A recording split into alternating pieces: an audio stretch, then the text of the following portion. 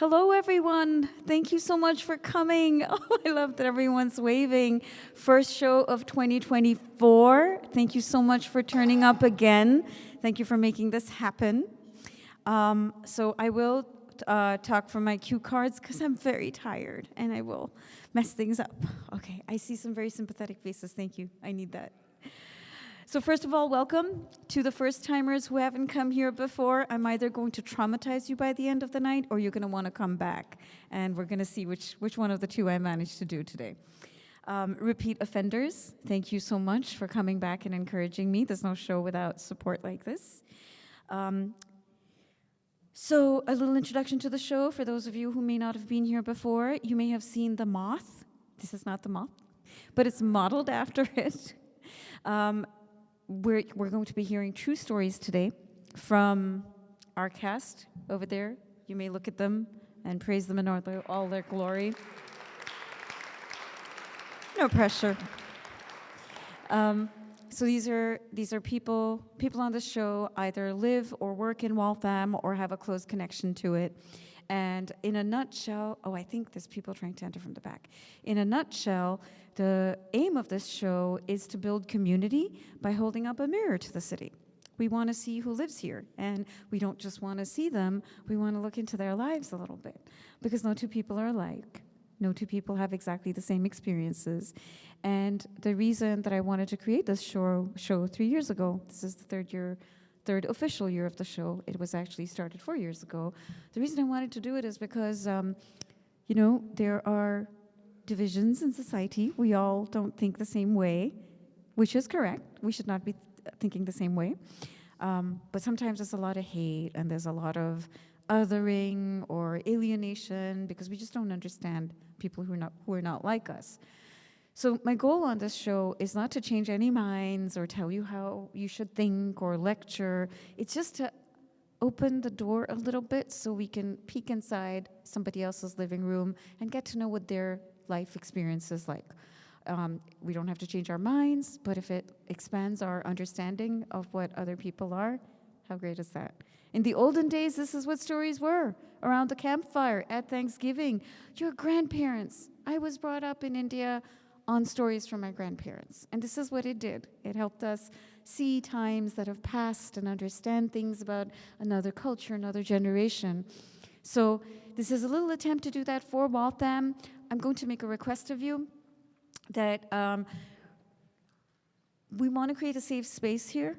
And why I'm saying that is because none of these are seasoned tellers. Some people on this cast have told stories before, but it's still really hard to open up your heart and reveal your inner life. It's super, super nerve-wracking. So what I would really like is a promise from all of you to really be forgiving, to be supportive. They may stumble, they may forget, they may say things that are difficult, and it's all okay.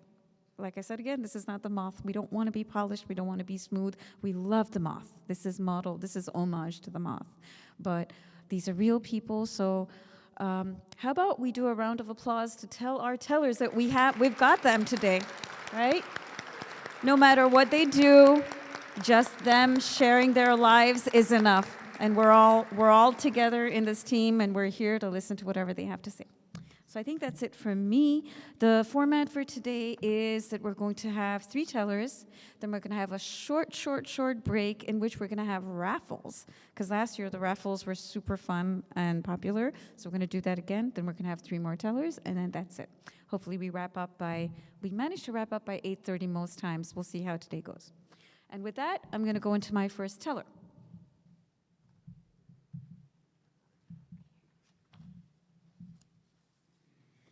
Our first teller is Judi Goldberg. Judi is a former preschool teacher, a bookseller, and office worker. Now she is enjoying retirement and working in Toastmasters Internationals, where she's worked for many years. She helps people with public speaking and leadership skills. Judi works with Waltham's Cat Connection, fostering cats for them one at a time before they get adopted. I think we need to hear more stories from Judi, right? I want to know what goes on there. And all the cute kitty stories, of course. She also works on housing and other issues in Waltham. I usually like to put a little personal note about how I know one of the tellers. Judi and I work on the same election team. We are both election workers in Ward 2, Precinct 2, I believe, is where we are. So if you come there, you will see us, and we will do what we do. So thank you for your service too, Judi. And here we have Judi Goldberg.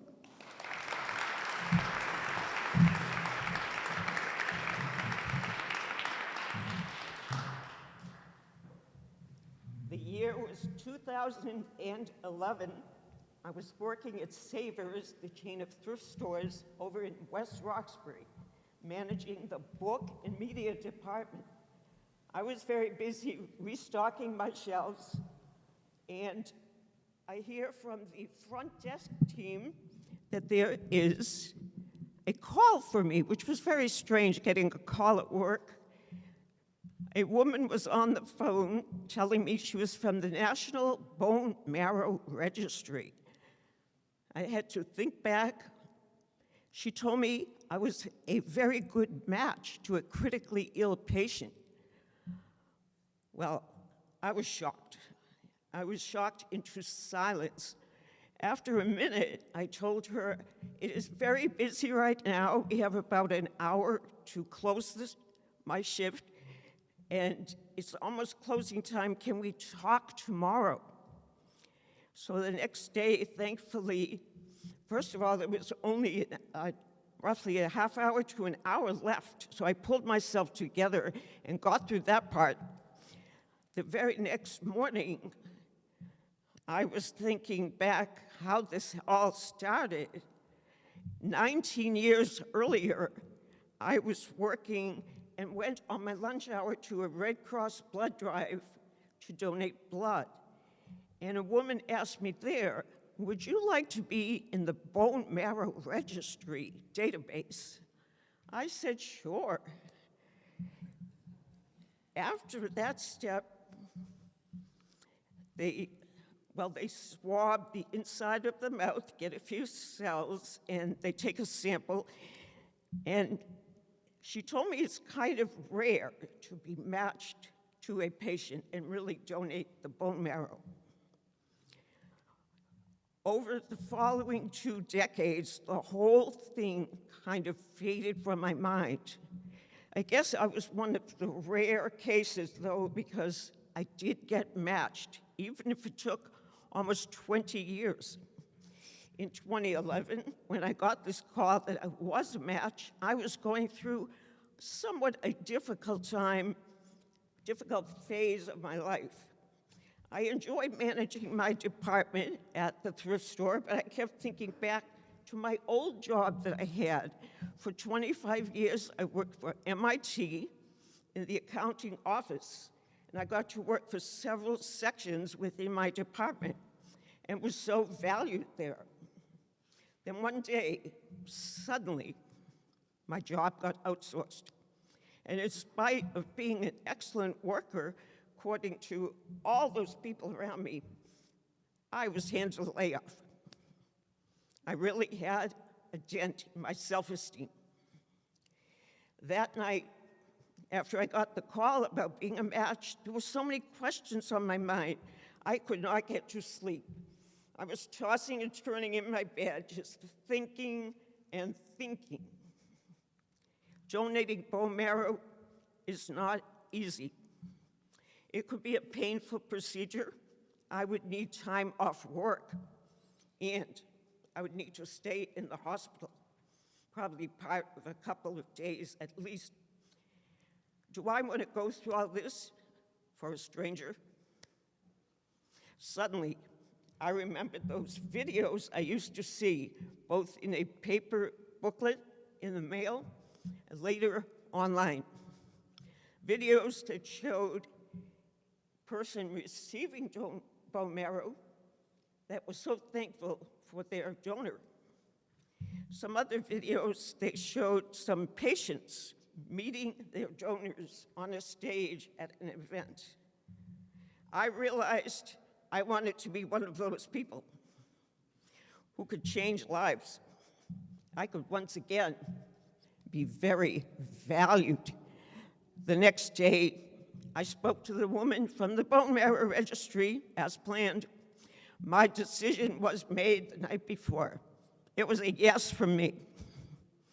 Apparently, even if you have been matched, it is up to the doctor to make the final decision. And that could take time. Months went by. I get to my mailbox one day. I picked up the mail. I saw a bill, some junk mail, and a letter. It was from the National Bone Marrow Registry. There it was again in front of me, and I was getting nervous. My hands were shaking a bit. My heart was beating faster. I knew from an earlier conversation at any time I could be hearing from them, and there was the letter. But when I opened that letter, I found out I was no longer needed. This was the end of the line. No donating. I knew from an earlier conversation this could be because a patient's doctor would have the final say. Maybe they chose another treatment. It could be any reason. I never did get to find out why. That evening, I couldn't even enjoy some TV after work, watching American Idol, one of my favorite shows at the time. I was just so sad and disappointed. I went through all the steps to this donation, and was it for nothing? I could have done something valuable. I thought I could help a person heal.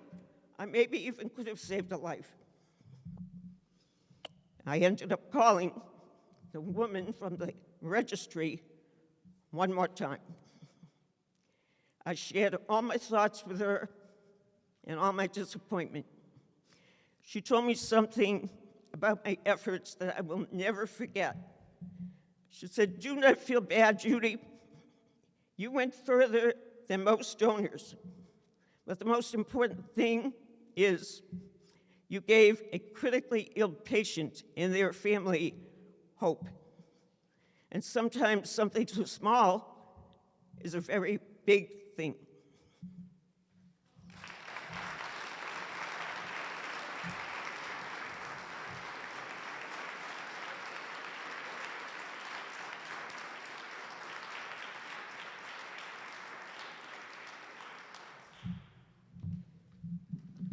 Thank you so much, Judi. I really love that story. It's such a little thing. So many meaningful things in life are the little moments between the moments, and they slip away, and you don't even get to think about their importance. But hope means a lot. Yeah. So our next teller is Scott O'Neill, who grew up in Waltham and has lived here over 40 years. He says he's an experiential learner, and he has been in IT for decades, but he's never taken an IT course. Does that mean I should trust you more or less? I think I trust you more. His standard greeting is, "How are you doing?" Do you say it like Joey? How you doing? He doesn't say it like Joey. He says it like Scott, which is good because you got to hear Scott tell. So his standard greeting is, "How are you doing?" because he thinks that's always the most important question. Think on that for a second. So he's going to come up and tell a story, but we have a bit of a treat in store for you today. I was telling you before, this tonight could go up and down. We're trying something. Scott's story, I'm going to give it away by saying that Scott's story has a protagonist, and the protagonist is a Rubik's Cube. And the teller after Scott is Josh Marriott, whose protagonist is also a Rubik's Cube. And so they're going to supplement each other, and while Scott is telling his story, Josh will quietly creep up, sit down over here, and do his thing. And you will watch him do his thing. And then when Josh comes up at the mic, Scott's gonna come up and he's gonna do his thing. And at this point, you're probably thinking they're gonna do flaming juggling or something. It isn't. They're just solving the Rubik's Cube. But it's more than what I can do, so we're going to see how this works. But big round of applause for Scott and Josh.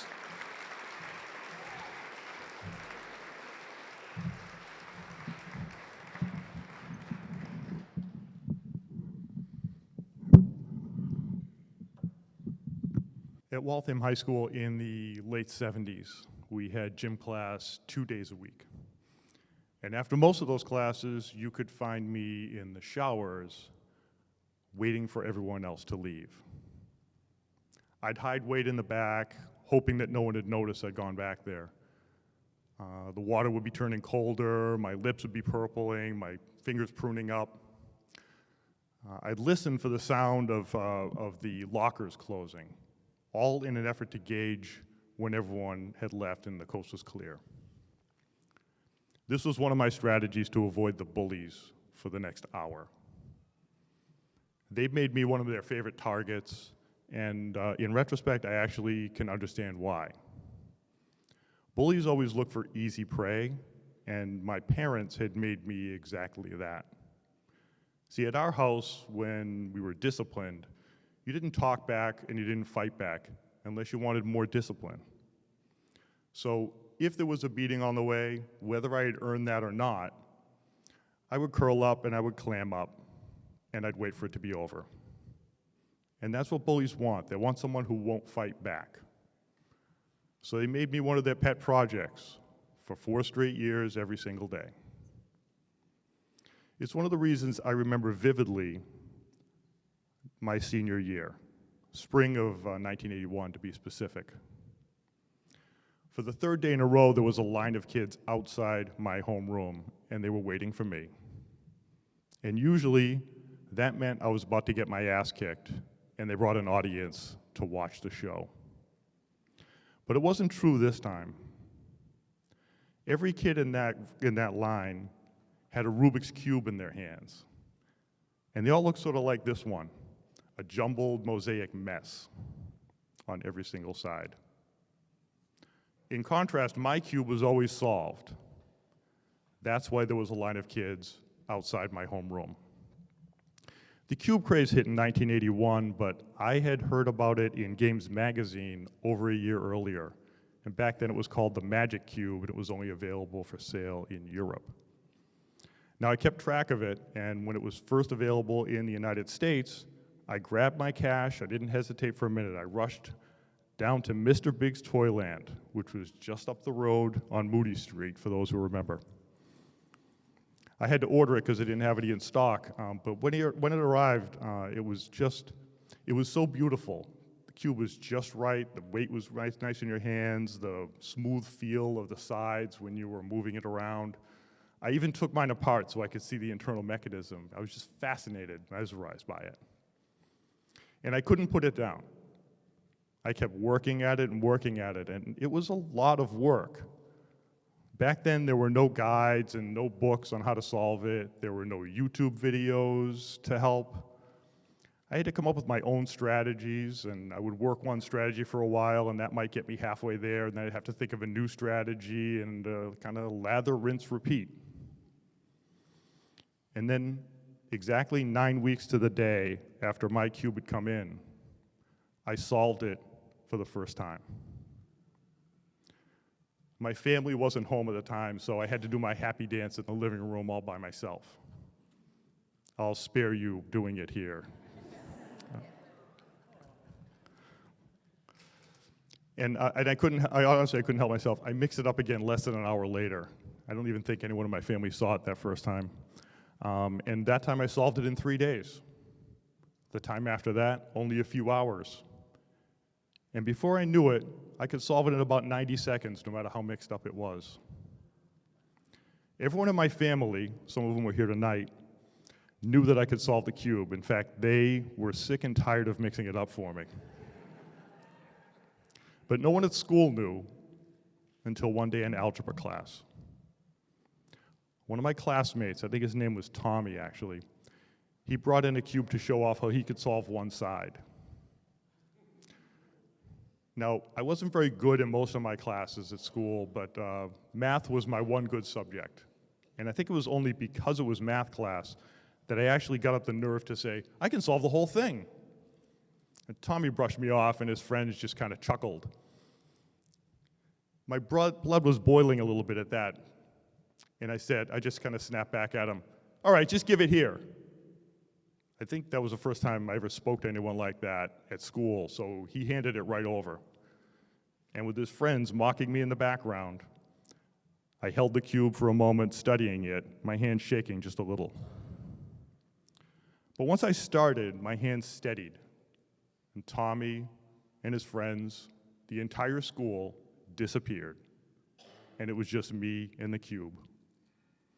I started spinning it and twisting it. I worked to solve one side, I'd work on the next one, and probably less than a minute later, although it certainly felt a lot longer than that, I held up a completed cube. Tommy and his friends weren't laughing anymore. The next day, 2 other kids brought in their cubes. The day after that, 5 did. And pretty soon there was a line outside my homeroom every morning of people waiting for me to solve their cubes. I started coming in early just to get a little extra time at it. And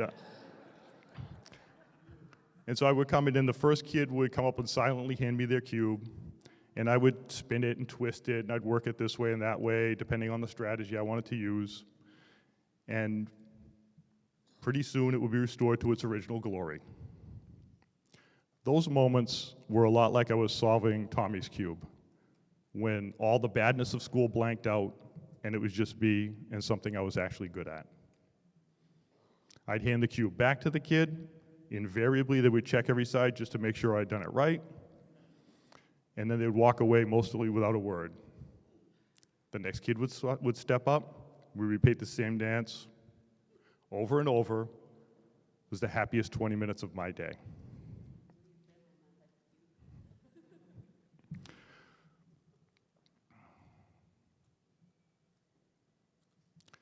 The line came back every day for 3 weeks. There were over 2,000 students at Waltham High that year, so it seemed like there would never be an end to the line, until one day there was an end. No one showed up. No more cubes to solve. Apparently I'd been through the whole school, and my services were no longer needed.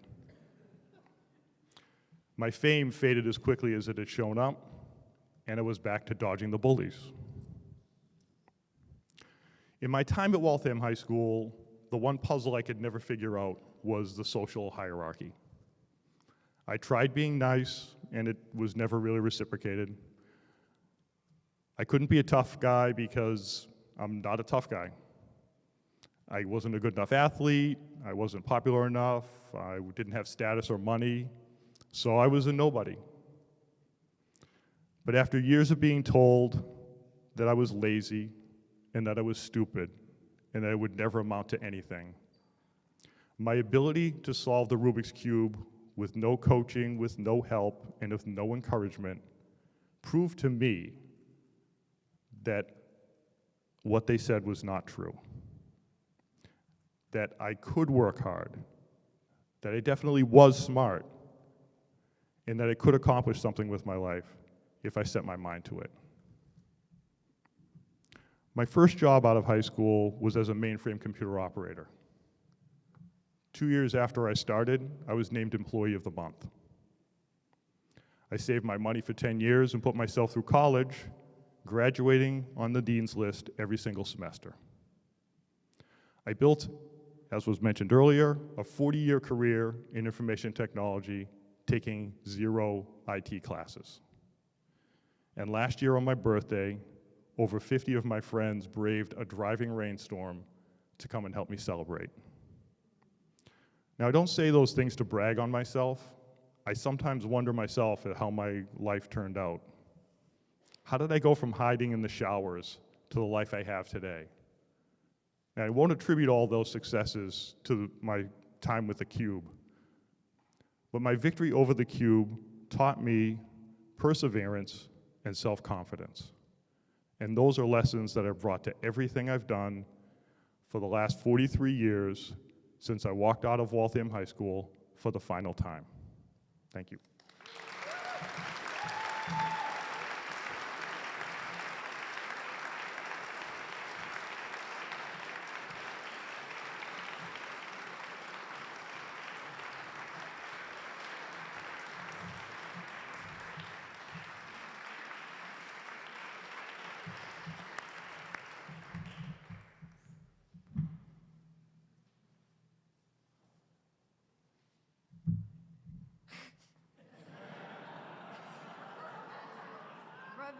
Rub it in. Jeans, people, jeans.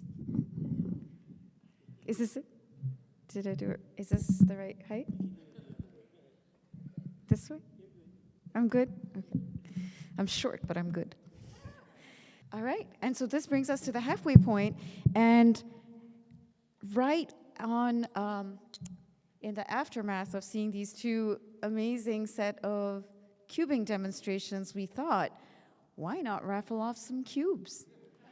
And unlike Josh's dad, who had to write it down on a piece of paper, or Scott, who had to figure it out from nothing, because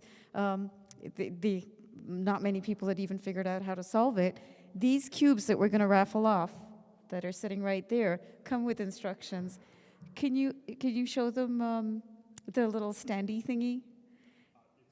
Oh, it's in the bag. So each one of these comes with a little stand, and it comes with an instruction sheet. So that's in the raffle. We have a second raffle today, so you have double the chances of winning. If somebody could pass me one of those bags. There are 3 tote bags with We Are Waltham, with a We Are Waltham logo. Thank you so much, Scott. Scott, do the van. The other side, too. And look at it from a distance, because I ironed too hard and it kind of looks like this up close. But please still buy it, because I do not have enough funding for this show. This show is funded partly by a grant from the Waltham Cultural Council. It does not make ends meet.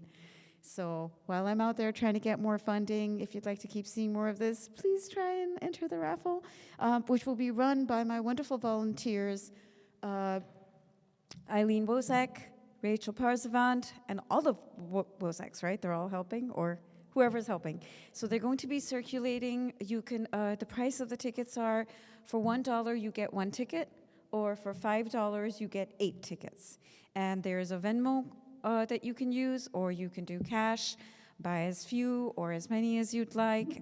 We have about 10 minutes, after which we'll do a drawing and we'll see who the 6 winners are, because there's 3 totes and there's 3 cubes. So 10 minutes, and then we will resume with our storytelling.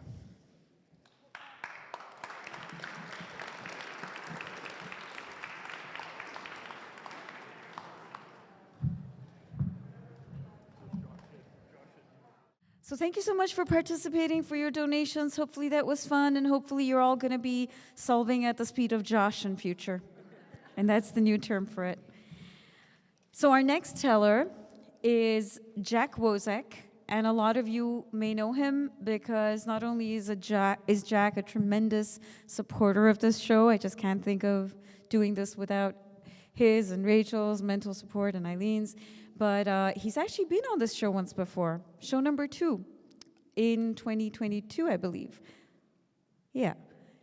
You should look it up on the website.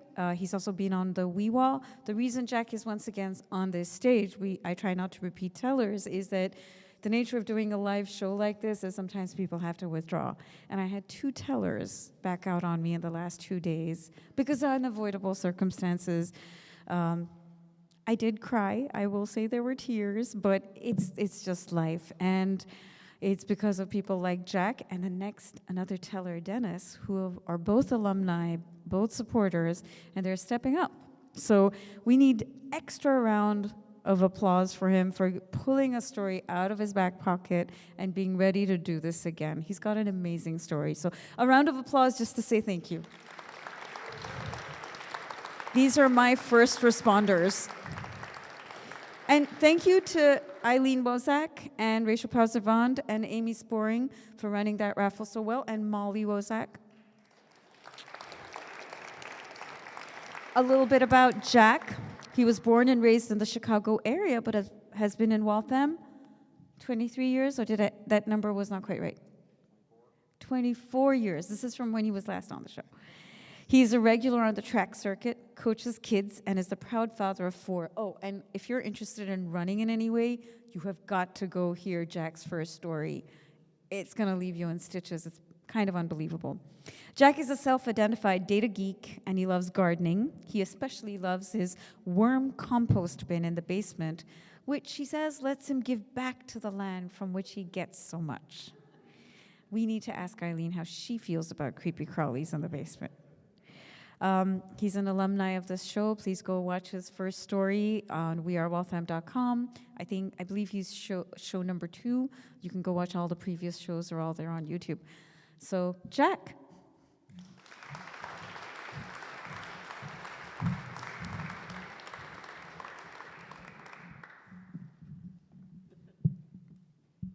All right. This one. All right. So I'm in my car at the train station. A little higher? There we go.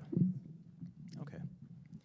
So I'm sitting in my car at the train station here in Waltham Center, and I'm watching my son Luke walk up to the platform.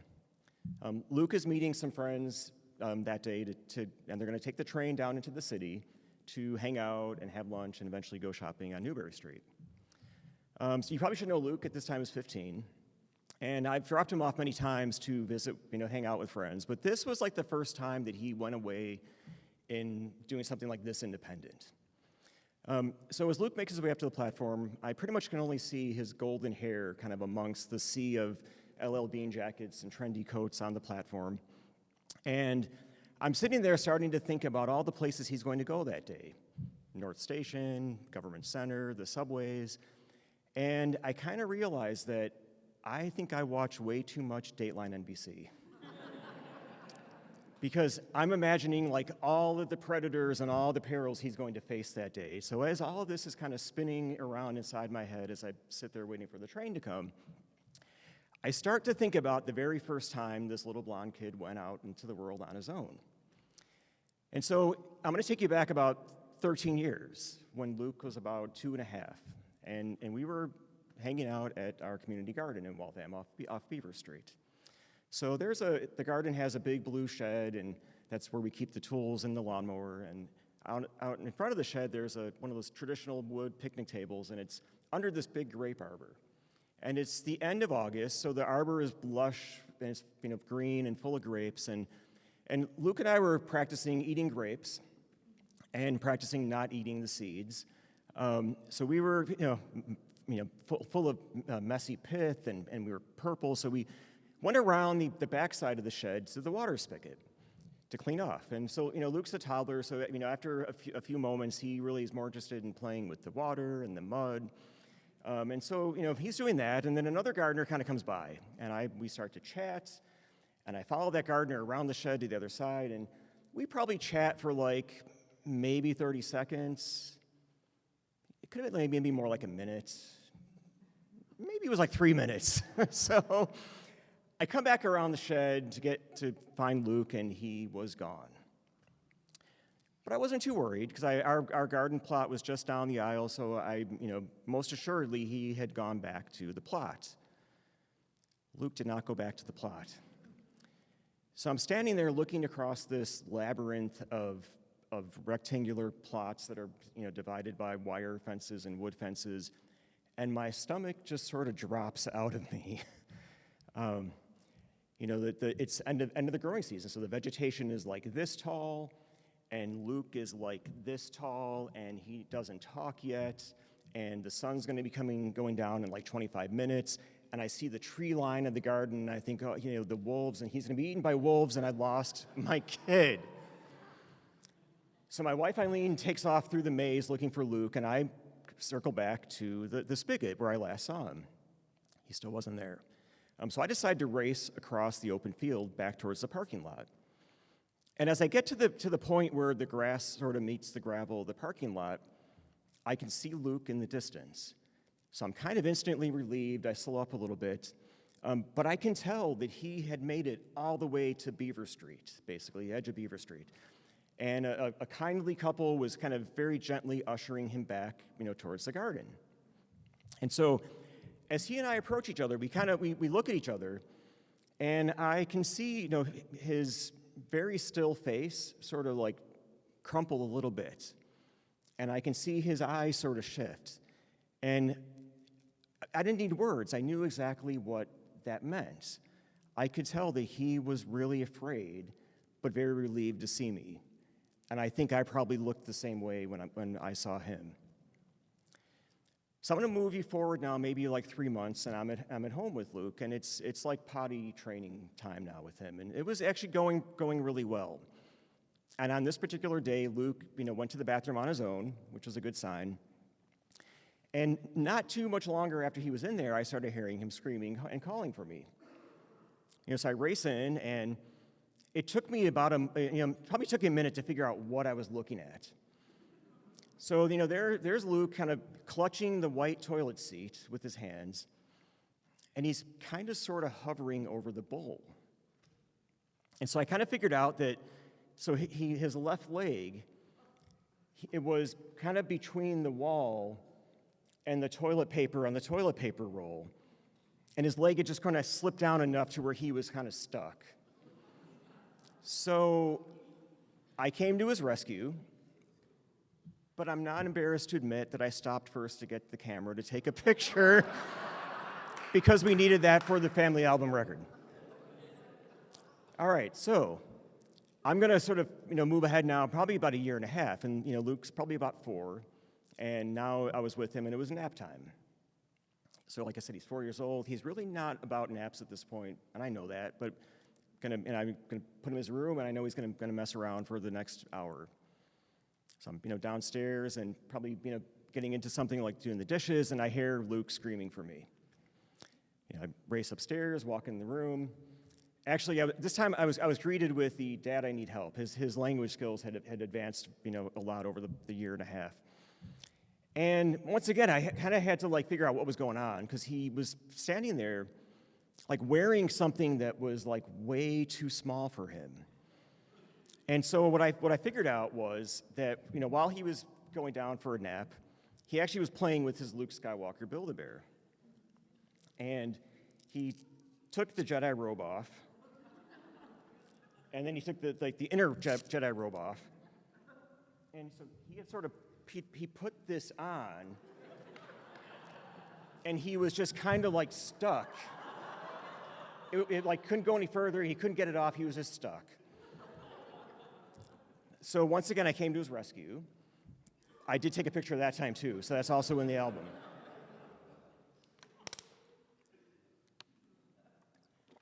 So then there was the weekend that we were hanging out in the basement. Now, you probably should know that my basement is kind of like a tale of 2 basements. So the front half of the basement is actually pretty nice. It's finished. And back then we had the Thomas trains and the Matchbox car ramps and the dinosaurs. So I felt pretty comfortable leaving him alone down there, to play. I went upstairs to make some lunch.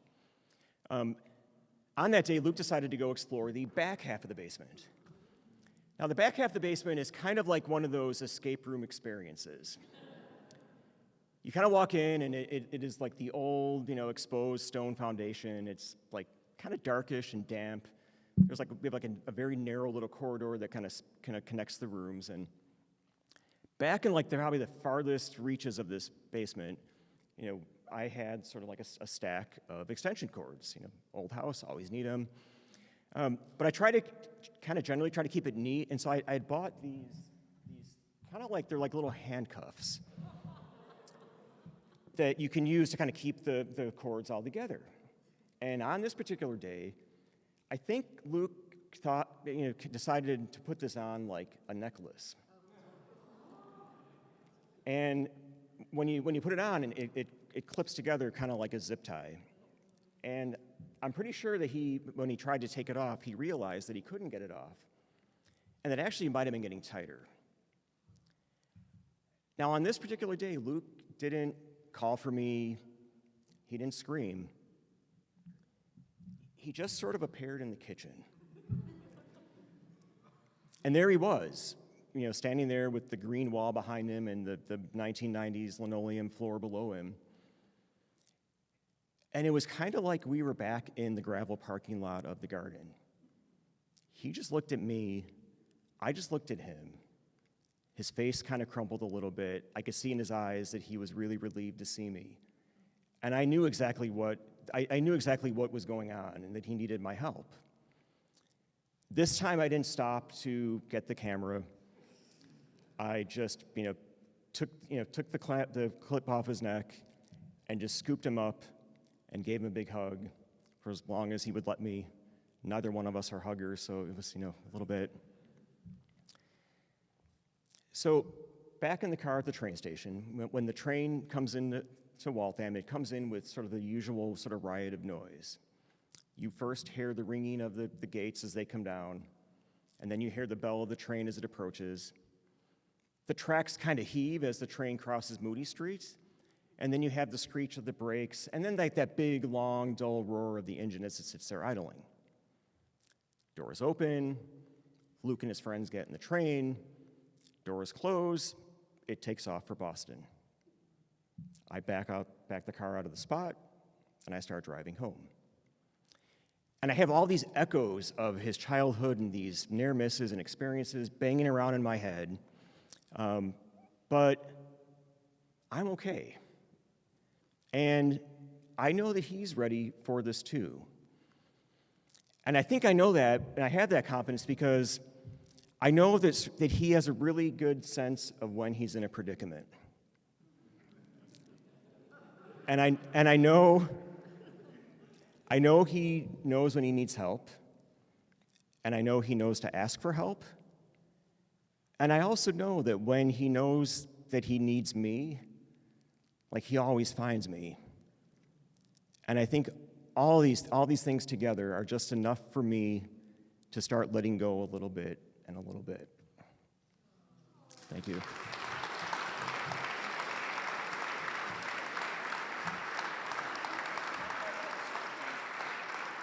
You want him up for a picture?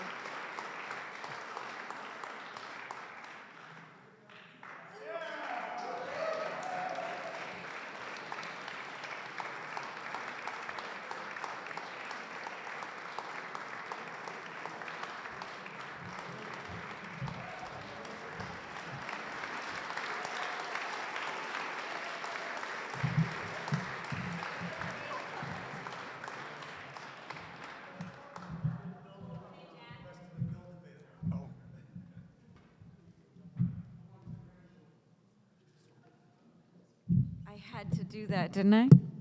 Thank you, Luke, for being such a good sport. And I'm so glad you're not putting on clothes that are too small for you anymore. Wait until you hit your 50s to do that. How do I know? I'm not telling. So thank you so much, Jack, for that story. Thank you for pinch hitting. He's a great teller. And so is the next person, who is also my other hero and my first responder today, Dennis Montgomery. He has been on I think he was on the same show as Jack, maybe, the big show. He was also on the same Weewa as Jack. Dennis is a really good storyteller. He's also a really good fiction writer. He's my writing buddy in fiction. A little more about Dennis. He is a Canadian import who made Waltham home 17, but that's probably 18 now, 19 years ago. He's a programmer by day, occasional writer by night, and he is a dad and husband 24/7. His Twitter bio also says, maker of kick-ass pancakes. And I think he has to prove it to us. Next time we have a show, I think he's gonna do a demonstration too. And Dennis, again, stepped in at the last minute, and he's got a wonderful story that I've heard before, and I can't wait for you guys to hear it. Dennis Montgomery.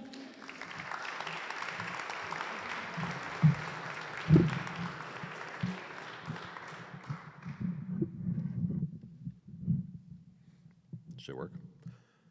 Well, hi there. First, I have to confess that I never solved the Rubik's Cube. So another round of applause for these guys. So I was sitting on a bench. I was watching a heron, and I like to think that the heron was watching me. If you know these Shaws on River Street, in the back, there's a parking lot, and there's a little path to a footbridge, and then just down the stream from the footbridge, there's a dam, and above that dam, across from Shaw's, there's a couple benches, and it's really my favorite spot in town. Actually, strike that, because the whole river walk is my favorite spot in town. It's my unwind place. After work, I like to go down there and just walk. I have to dodge the bicyclists and the goose poop, and I'll just like let my mind drift with the water. It's really kind of a Zen experience for me, and now I'm particularly kind of prone to nostalgia. So when my mind wanders, I go to the past. In this case, I was thinking about the past where I used to take my daughter when she was a baby down to the river. I'd come home from work, I'd scoop her up into the stroller and take her down and show her all the colors of the foliage, try to point out the various different plant life, and of course, I wasn't really good at local plant life because I'm from elsewhere, and it's fine because she didn't understand what I was saying anyway because she was a baby. So a few years later, teaching her to ride her bike down on that path, and a lot of skin knees and resistance, let's just call it what it is. And then a few, family walks. We had the dog and the baby, or not the baby, at that point she was just a kid. We had a dog and a kid down in the water, and they would both wade into the water. We'd take them home, bathe them, because let's face it, we love that dirty water, but it's dirty. So, as time went on, it became really kind of a solo walk. She grew up more and didn't want to go walk with Dad anymore, and the dog, well, she got old and lazy too. I also got lazy about walking the dog. I didn't want to carry that bag around anymore. So I was down at the river, really solo a lot, and so I kind of made friends with the animals. In particular, there was a heron. Every time I was sitting at that bench by the dam, I'd see the heron out there on the dam somewhere, standing right at the edge as if the water was about to sweep him off and downstream, but never did. Sometimes he was up close, sometimes far away, and I named him Darren. But then I thought maybe he's a girl, so Sharon. And then I thought, okay, let's go both ways and settle for Aaron, the heron. There's also a muskrat down there named Elon. He's a bit of a jerk, so I forgot about him. So anyway, fast forward to a couple falls ago, and I was sitting there watching Aaron on the dam and watching the water part around his or her feet and then tumble over the dam, and I started thinking about gravity, as one does. At the time, our daughter was being homeschooled, and I was trying to come up with an idea for a science lesson for her. So I had this whole thought about gravity, and the last time I told this story at the WeWa, I bored everybody with a physics lesson. So I'm not going to do that right now. I'm just going to skip to the punchline, which is going to make no sense at all. But you're feeling an effect from a force from a galaxy, sorry, missed it up, a long time ago in a galaxy far, far away. And that landed better when I told the whole physics thing. But let's get to the gist of it, which is that basically gravity connects us all in a physical way that we might not feel, but we are connected through gravity. And also, through some of the same physics, the past is pulling at our heartstrings at all times. Trust me, it makes sense when I tell the whole thing, but I won't, because it's boring. So then fast forward another few months, and I was sitting at that bench again, and Aaron was up on the rail of the footbridge, and I thought that was kind of neat, and I took a few pictures. And I was there because I was going to go meet Chandra at the Guanachapis. I was going to pitch what ended up being this story. But at the time, all I had in my mind was this gravity story. And what had happened was, after thinking it through, I had gone home, I had written it down, and I thought it was a really cool piece because I like to write, and a thought piece, let's call it. I sent it to my wife, and I sent it to my daughter, an email, and she responded and said, good. So I was still proud of that little story then, and that little gravity think piece, and that's all I had. And I thought, how am I going to turn that into a storytelling. And that's when I started thinking about the whole thing, connectedness, and how gravity told me we were all connected. And then I looked at my watch and I realized that it was time to go meet Chandra and pitch this story. And I had to go across the footbridge, but Aaron was guarding the footbridge. He or she was up on that rail, just staring me down. And so I pulled out my phone and started walking across the bridge with the video recorder going. And Aaron looked at me as if to say, okay, let's dance. So I took a step, Aaron did nothing. I took a lot more steps, and Aaron still did nothing until I got to less than 10 feet away, and I'm thinking, okay, I'm gonna die now. And Aaron spread their wings, took to the air, and flew over me. I took video of the whole thing, and I felt as if I could feel the wind from those wings on my face. At least I wanted to feel that, but really, what I felt was connected. Thank you.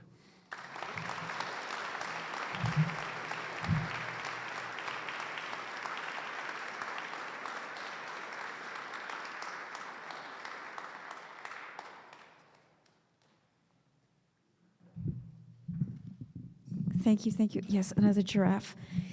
Thank you so much, Dennis, for that story. I really like how meta it is, too. It was about this story, and it was about the show, but it was very cool. And Dennis, if you still have that on YouTube, I'll put it on the webpage when I put this story up, and you can see that he's not making it up.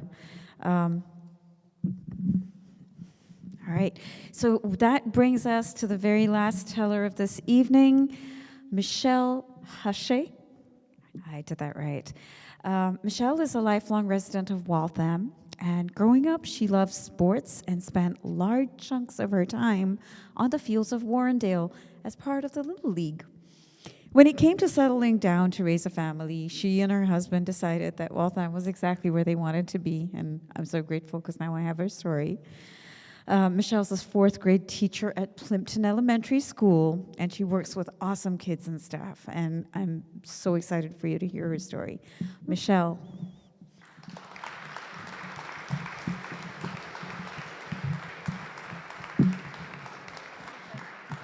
That's good. That looks good. Standing in front of you, this elegant individual, I am sure you'll be very surprised to hear that as a child, I may have been a bit of a tomboy. I did not want to wear dresses like my sister, but I was forced into them 3 times a year. That was bad enough, but I also had to wear the patent leather shoes that went with them, which served no purpose whatsoever, except if you got a good head of steam up in the church hall, you could slide until one of the French-Canadian moms would say, "Hey, stop it, you're going to get hurt." I never got hurt. I stopped because when church ladies tell you to stop doing something, you're supposed to stop. But I never got hurt, and I was never at risk of getting hurt. I was quick and strong and flexible and had balance. I was a jock. I loved it. My dad loved sports. He was a sports fan. He liked to play sports. He liked to watch sports. And he was only too happy to let me sign up for baseball and basketball and soccer. And I even got into karate class. My mom drew a very hard line when I wanted to play hockey and football. I think the thought of her very, very undersized daughter playing full contact sports against boys was just a little too much for her to bear. But I was allowed to get into baseball, and I loved it. When I was playing baseball, this particular day, it was an early June day, but it felt like July. It was that super hot kind of day. It's dry like the end of August dry. The dust is clinging to everything. The grit's on your forehead and in your hands. It's even seeped through your shoes into your socks, and you can feel it everywhere. I was one of 2 girls on the team. My mom was not a sports fan. She did not watch sports. She did not play sports. She knew that sports existed. But in fairness, she came to almost every game. she would come to the game and she would take her little folding chair and she would sit out past third base in the foul area, and she would cross her ankles and put on her sun hat and her big 1970s sunglasses, and she would open up her book and then read through the game. And she would look up if people cheered or said, "Look out!" Other than that, I don't think she really knew that there was a game going on. And I would be pitching, and of course, standing there, I would glance down, and there would be my mom, and I can picture her to this day, some 40-odd years later. This day, we were playing the Pirates. Their gold jerseys, their black letters, I can picture them to this moment. Their coach was not too happy about girls playing against his team. He was one of the few teams that didn't have girls on it. And on that day, as I'm standing there in the very hot sun with grit in every bit of my body, his son came up to the plate. And I heard him say, "Go get her!" Little emphasis on "er." My mom looked up. Then she went back to her book. And I threw that first pitch, and he never even left, the bat never left his shoulder. And from the dugout, I heard the dad say again, "Hey, you're not going to let a girl strike you out. Swing the bat." Now, my next pitch, it was no good. It was high or wide, I don't know, I don't remember, but the bat didn't leave his shoulder. And I heard the dad say, "Come on now." And on the next pitch, he grabbed that bat. You could tell he was white-knuckling it. I don't think it would matter what I threw. He was going to swing at it. But I threw a hell of a good pitch, right down the middle. And he swung from the heels. It was comical, but it was a good pitch. And I turned and I got the ball back and I looked down third base, and there's Mom. And she's done something that's kind of curious to me. She's put the book face down on her lap. She's watching the baseball game. I gathered myself, turned my body. I threw that pitch. And again, it was a damn good pitch. I was a good baseball player. Not just for a girl. I was a damn good baseball player. He swung again, and he swung hard. That bat went behind him, his body twisted up, and he never even came close to the pitch. He walked back to the dugout, and I kind of felt bad for him. He's a good kid. I knew him from school. I wasn't really a friend with him, but a likable kid. And he was going back, and that dad was grumbling. I didn't hear what the coach said. I heard what my mom said. He didn't let her strike him out. My mom was no wallflower, not by any stretch of the imagination. She was the president of the women's club. She ran charity fundraisers. If she saw a problem she wanted to get fixed, she got people together and got shit done. Absolutely. But she was very much out of her element at a baseball game. She did not know what to yell. She did not know when to yell. But in that moment, she didn't care. She wanted everybody to know that that boy didn't let me strike him out. I struck him out. That day, I was a better pitcher than he was a hitter. And she wanted that loudmouth coach to know that. Like I said, this is some 40-odd years later. I've forgotten a million things. There are some things about that day that I remember that will be burned in my mind forever. The way my mom looked down, sitting there, down past third base, and the words she said. I knew that my mom had my back. I have 2 kids of my own now. If my kids know that I have their back as much as I knew that day, then I know I've done my job.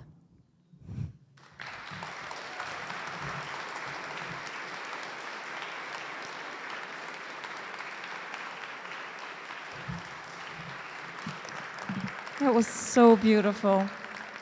Thank you so much, Michelle. And that, folks, is what they call a wrap. I would like to get the whole cast up here for one photo. I keep missing that. So if you could all come up and I'll keep talking. I think I've mainly done my announcements, which is to say, please contact me for stories. Please come to the other shows, the Wee Waws, the Big Waws. Visit wearewaltham.com. Keep keep your minds as open and your hearts as open and as big as they have been today. And thank you so much for coming together. Sometimes when I'm very emotional and hokey, I make everyone say, I'm feeling emotional and hokey. So let's say, all together, when we listen to each other, we are. We can do better than this. That's right. Thank you so much. One photograph, please, for everyone. Can someone?